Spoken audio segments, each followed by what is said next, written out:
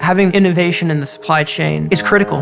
This task force really helps us future-proof the supply chains in lots of different ways. I think this is just the start of things, and I think that we're going to continue to move forward.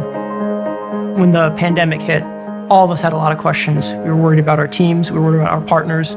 We wanted to make sure that people were safe. The supply chain in the U.S. is very strong, but it also has vulnerabilities that we were truly unaware of. The pandemic really tested what the supply chain looked like here.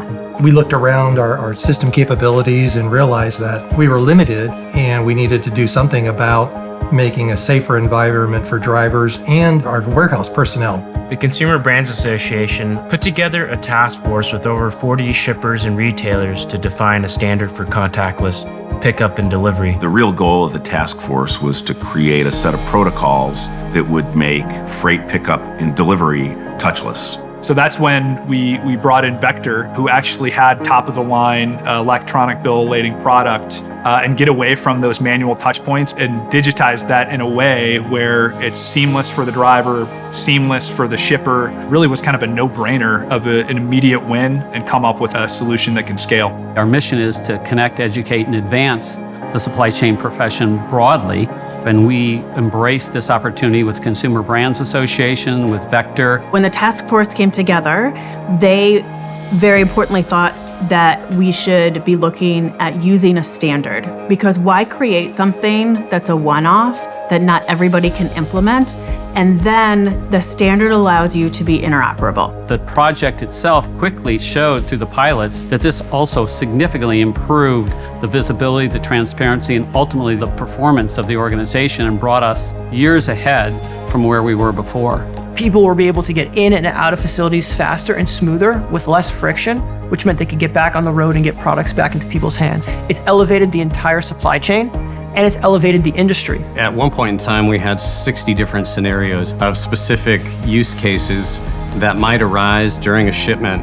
And what this has done is allowed us to think about how technology can solve for each one of those workflows.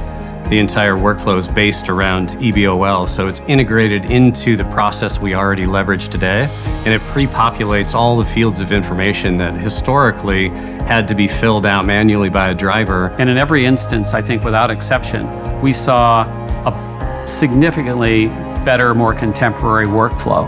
A driver can expect much shorter dwell times. They're able to enter facilities and exit facilities much faster. Drivers are able to check in on the mobile app, get the bill of lading, sign for it. They're able to document the trailer seal by taking a photograph. And after that's done, they're able to exit the facility.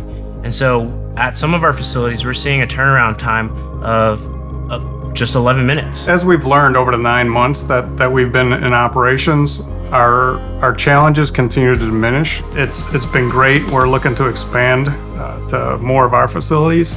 So that's why it's important, from Consumer Brands Associated, the other consumer product goods companies to really band together and help our ecosystem be that much more efficient.